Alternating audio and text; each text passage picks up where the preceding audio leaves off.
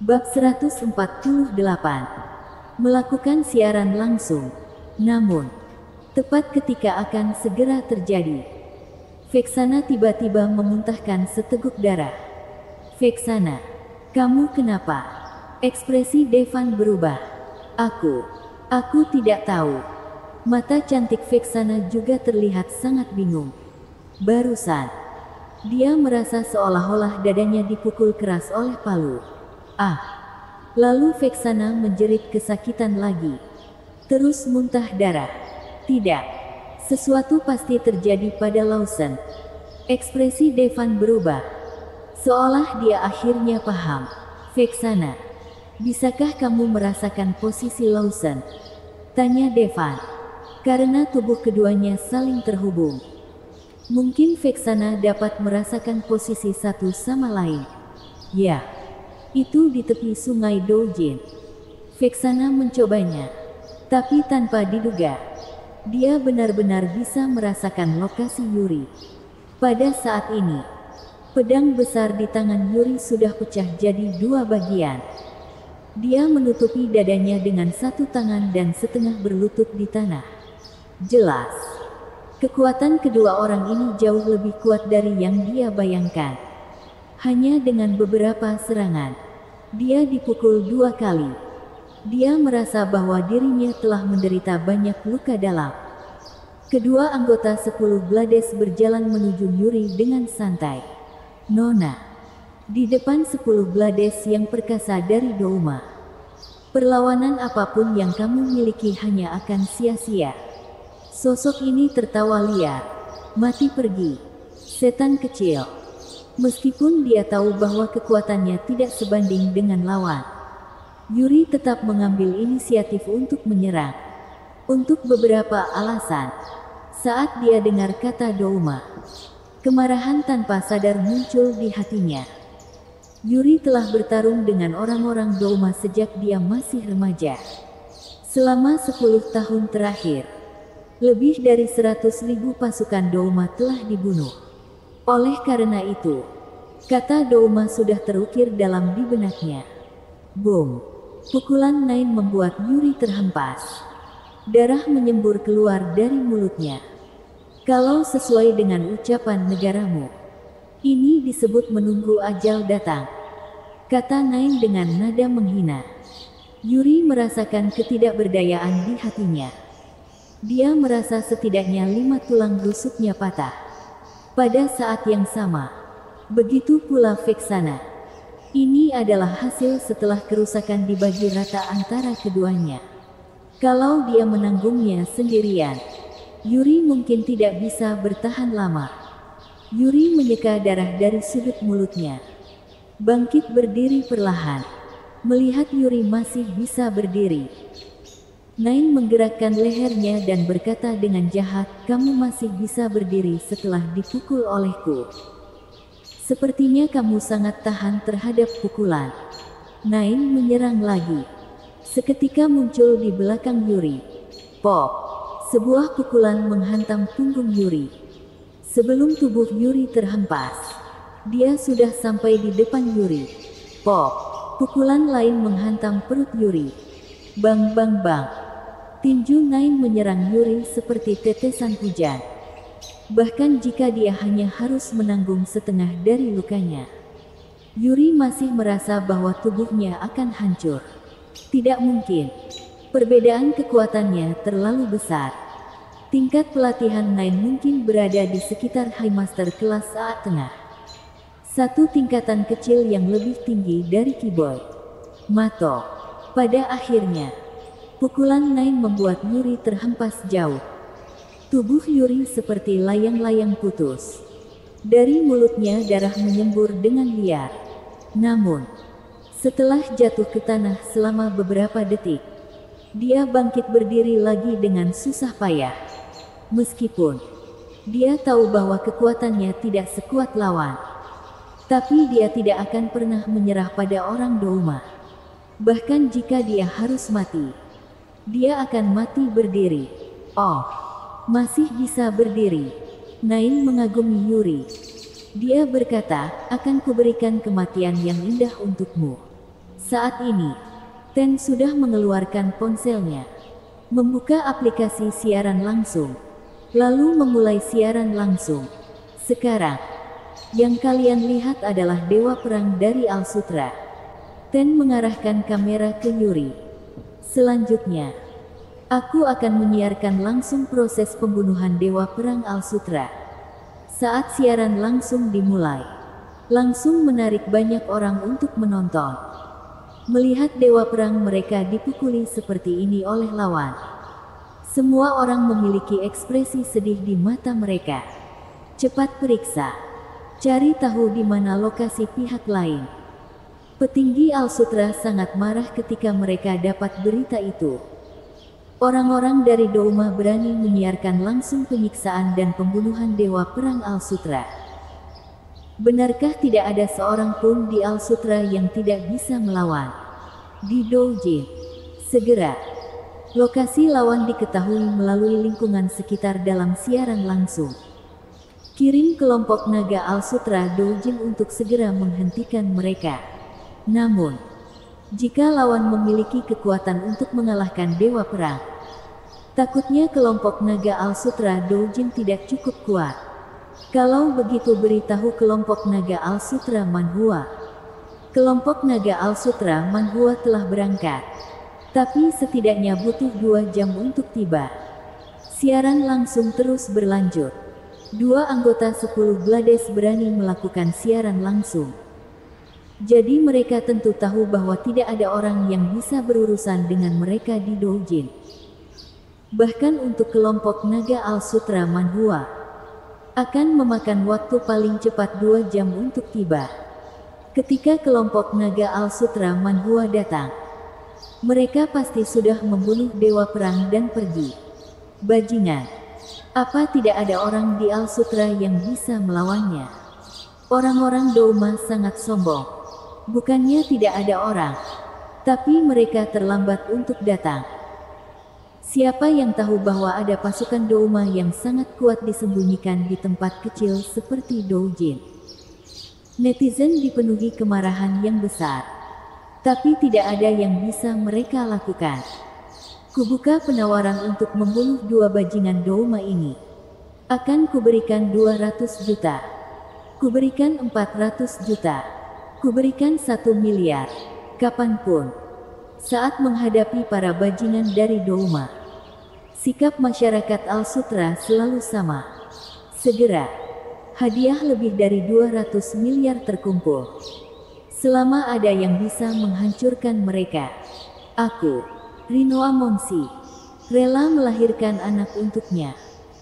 Seorang pembawa acara wanita dengan puluhan juta penggemar bahkan menawarkan hadiah seperti itu. Ya Tuhan, Dewi Rinoa sangat murah hati. Meskipun kamu adalah Dewi kami, tapi kami mendukungmu kali ini. Aku siap melahirkan anak sampai bisa buat tim sepak bola. Segera. Jumlah penonton melebihi 1 juta. Penguasa kota dan wakil penguasa kota Doujin semuanya memiliki ekspresi yang sangat bermartabat. Hal semacam ini benar-benar terjadi di wilayah mereka. Dewa Perang Al Sutra, selama kamu berlutut di depan kami dan berkata, "Hidup Douma, kami akan membiarkanmu pergi." Ten berkata kepada Yuri. Tentu saja dia tidak akan melepaskan Yuri. Alasannya hanya untuk menghina Al Sutra. Douma, bajingan. Meskipun Yuri sudah tidak bisa berdiri dengan tegak saat ini, dia masih berdiri dengan goyah. Mengucapkan kalimat dengan keras. Pop.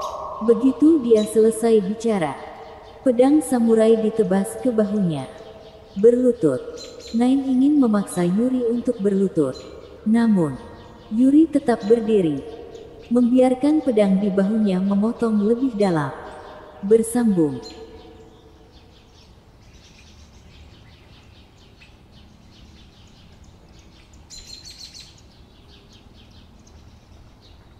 Bab 149.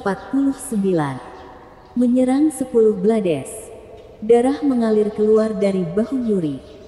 Tangannya yang memegang pedang juga berdarah. Darah menetes ke tanah dan mengeluarkan suara. Saat ini, Yuri terluka parah. Puluhan tulang di tubuhnya patah.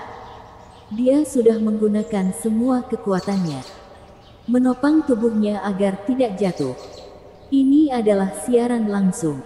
Meskipun dia tidak ingat siapa dirinya, tapi dia tahu bahwa dirinya berasal dari Al-Sutra. Kebencian antara Al-Sutra dan Douma sudah terukir di tulangnya. Dia tidak akan pernah menyerah pada mereka. Nona, kukagumi kegigihanmu. Nain bicara.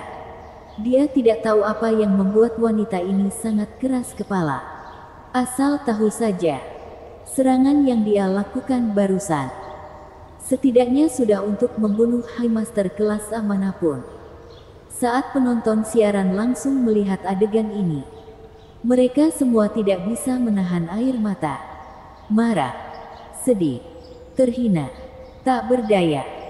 Jumlah orang yang menonton siaran langsung mendekati puluhan juta. Kalau kedua orang Douma ini benar-benar membunuh Dewa Perang Al-Sutra, itu pasti akan jadi penghinaan yang belum pernah terjadi sebelumnya di Al-Sutra.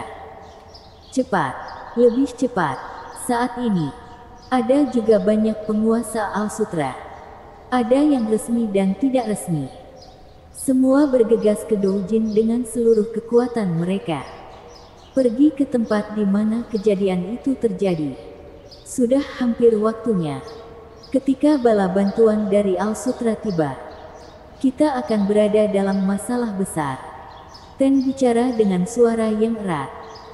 Meskipun dia memperkirakan bahwa para pasukan dari Al-Sutra akan tiba setidaknya dalam 2 jam. Namun, itu tidak bisa dijamin. Di Doujin, ada juga master tersembunyi dari Al-Sutra. Kalau master tersembunyi itu tertarik, ini juga akan merepotkan.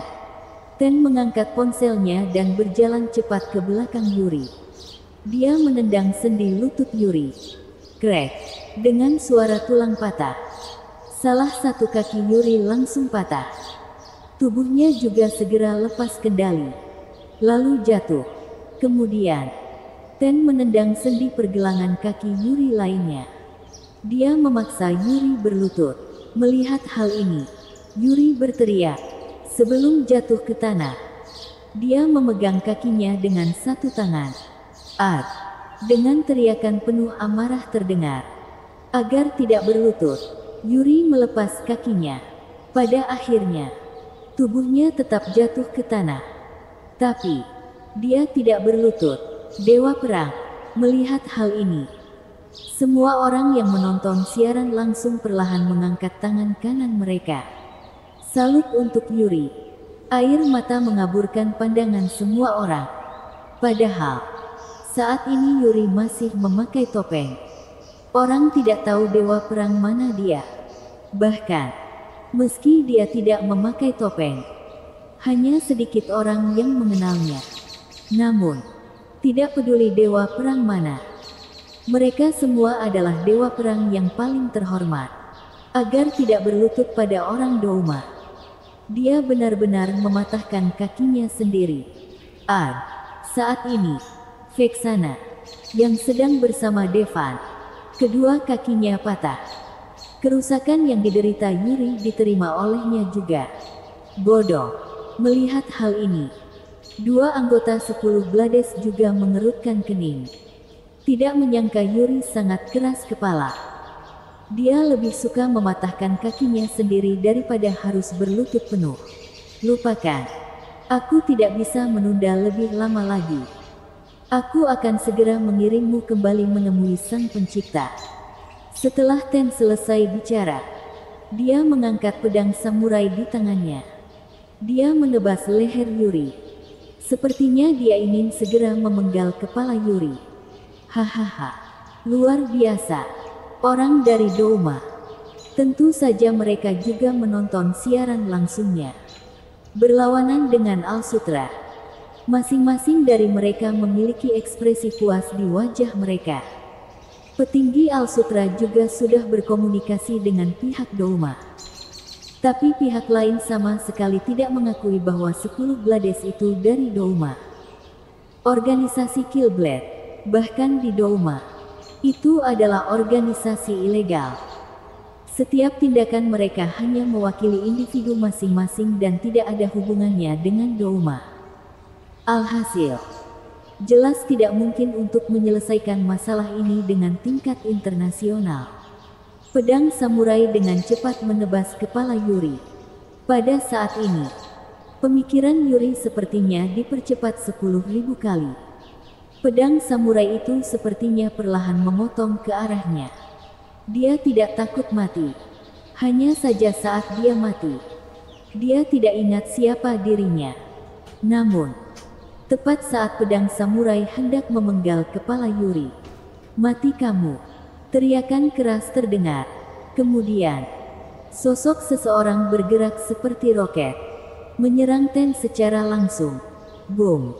Terdengar ledakan keras. Ten langsung terkena serangan telak dan jadi kabut darah. Lalu, leher Nine juga dicekik. Merasakan kekuatan besar di lehernya, Nine merasa tenggorokannya akan hancur. Dia ingin membebaskan diri, tapi dia menyadari bahwa tangan lawan seperti tang besi. Dia tidak bisa melepaskan diri sama sekali. Jelas, kekuatan tempur lawan sangat mematikan. Devan datang. Dia mencekik leher Nine dengan satu tangan, memegang ponsel Ten yang telah berubah penuh darah dengan tangan lainnya. Dia mengarahkan kamera ke wajah Nine yang memerah. Hebat! Orang kuat dari Al-Sutra akhirnya tiba. Melihat hal ini, semua orang Al-Sutra yang menonton siaran langsung heboh.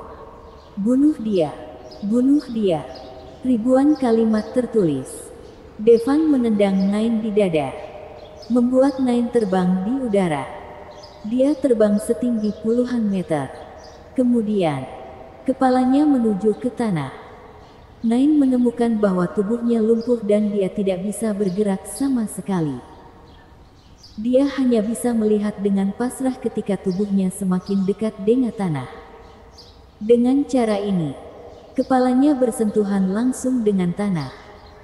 Bahkan jika dia adalah High Master kelas AA, dia mungkin akan menderita cacat otak kalau dia tidak mati. Namun, saat tubuhnya masih berjarak 2 meter dari tanah, tubuh Devan tiba-tiba muncul di bawah. Kemudian, dengan pukulan keras, dia menyerang kepala Nine dari bawah. Ker. Hal pertama yang didengar Nine adalah suara tengkoraknya sendiri pecah. Kemudian, dia kehilangan kesadaran. Boom! Terdengar ledakan keras. Tubuh Nine langsung dihempaskan jauh. Entah terhempas sejauh apa. Kemudian, tubuh Devan juga menghilang. Kembali ke tempat memegang telepon. Ponsel itu masih dipegangnya, seolah-olah dia tidak pernah berpindah. Artinya, Devan melepaskan teleponnya, lalu pindah ke bawah Nine, menghempaskan Nine, lalu kembali ke tempat semula. Selama seluruh proses, ponsel masih belum jatuh. Ini kecepatan mengerikan seperti apa yang dimilikinya. Bersambung.